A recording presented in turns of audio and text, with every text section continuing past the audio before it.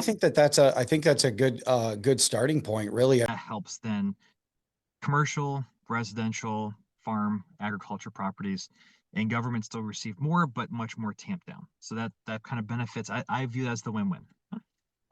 You abolish, we won't be able to convince anyone not to sign or not to vote, but we're giving them more time to think. They're not as angry. They know that the legislatures act, things will be better. And then you can process, is this something that will benefit me? Or is this something that will actually hurt me? We have to show Ohio taxpayers that we're changing, that what happened was wrong, that things will be better.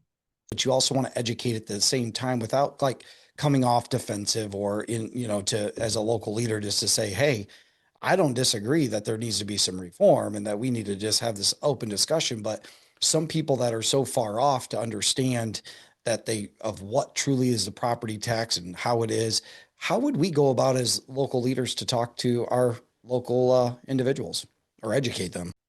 We have the money for the equipment, but we can't actually afford to run it. And it's a very uncomfortable conversation. But I do say the C word a lot in terms of consolidating those services and what that looks like. About 60, I think 6% of school levies passed, 87% of total levies passed across the state. Which there's a weird thing. Now, granted, I tell folks, I totally see most of my residents voting for levies on the exact same ballot they vote to abolish property taxes because they want that service.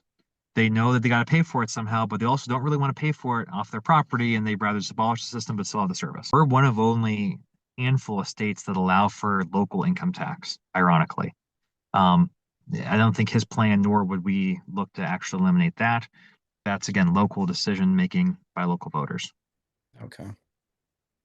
Wow, this has been great, Representative Thomas. I really There's a truly lot here. appreciate There's a this. lot here.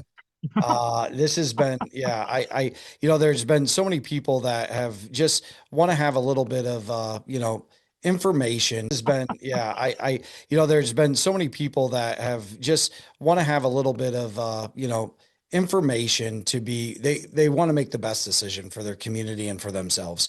And what is a sales tax going to be in your community or an income tax in your community? Or is it even possible to be able to do that or how that's going to be funded or that force of consolidation and all those things, not to be scare tactic, but just to be truth.